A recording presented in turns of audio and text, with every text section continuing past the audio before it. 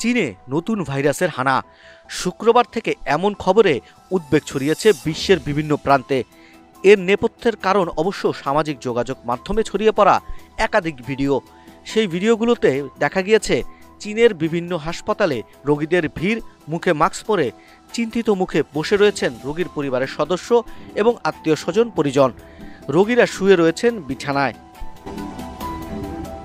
সেই ভিডিওগুলোতে দাবি করা হয়েছে যে রোগীদের প্রায় প্রত্যেকেই ম্যাটানিমো ভাইরাস বা HMPV এ আক্রান্ত, যদিও সেই ভিডিওগুলোর সত্যতা যাচাই করা সম্ভব হয়নি। চীনও স্পষ্ট করেছে HMPV নিয়ে চিন্তার মতো কিছু নেই। চীনের সরকার পুরো বিষয়টিকে শীতকালীন সংক্রমণ বলে ব্যাখ্যা করছে, দায়ী করেছেন মৌসুমকে। চীনের পররাষ্ট্র মন্ত্রণালয় ও পর্যটক এবং নাগরিকদের আশ্বস্ত করেছেন সে দেশে ভ্রমণ সম্পূর্ণভাবে নিরাপদ।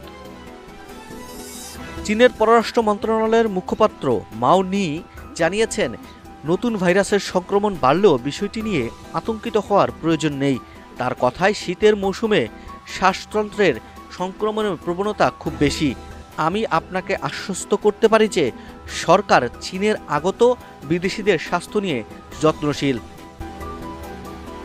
কোভিড-19 ছড়ানোর 5 বছর পরে চীনে ফের নতুন ভাইরাসের সংক্রমণের খবরে আতঙ্ক ছড়িয়েছে গোটা বিশ্বে। এই ভাইরাসের খবর প্রকাশ্যে আসার পর বাংলাদেশেও উদ্বেগ আর উৎকণ্ঠা বাড়ছে। বিশেষজ্ঞদের একাংশের মতে ম্যাটানিমো ভাইরাস নিয়ে উদ্বিগ্ন হওয়ার কিছু নেই। এটি সংক্রমণ কোভিডের মতো ছড়াবে এমন ভেবে আতঙ্কিত হওয়ার কারণ নেই।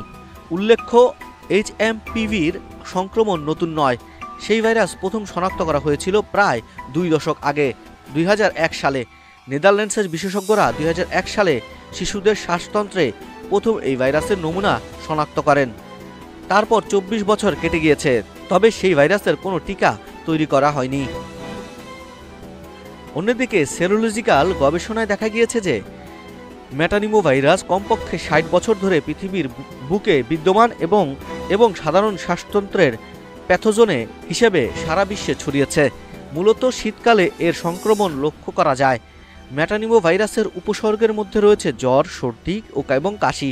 খুব কম সংখ্যক রোগী নিউমোনিয়াতে আক্রান্ত হতে পারেন, মৃত্যুর হারও কম। তবে HMPVর সংক্রমণ কিভাবে সারে? আমেরিকান বেসামরিক সংস্থা ক্লিভল্যান্ড ক্লিনিক জানিয়েছে, ম্যাটানিমো ভাইরাসের চিকিৎসা হয় এমন কোনো অ্যান্টিভাইরাল ওষুধ নেই। Chinese centre for disease control and prevention ও তাদের ওয়েবসাইটে সেই ভাইরাসের কোনো টিকার কথা উল্লেখ করেনি। HMPV আক্রান্ত কোনো ব্যক্তি বা শিশুর গুরুতর অসুস্থ হলে তাদের হাসপাতালে ভর্তির প্রয়োজন হতে পারে। চিকিৎসা কেন্দ্রের রোগীর অবস্থা পর্যবেক্ষণ করে তার চিকিৎসা করা হয়। চিকিৎসার জন্য অক্সিজেন কর্টিকোস্টেরয়েড ব্যবহার করা যেতে পারে। বিশেষজ্ঞরা জানিয়েছেন, সংক্রামিত ব্যক্তির নিয়মিত পরিষ্কার পরিচ্ছন্ন থাকা উচিত এবং ভিড় জায়গায় মাস্ক পরে থাকা উচিত।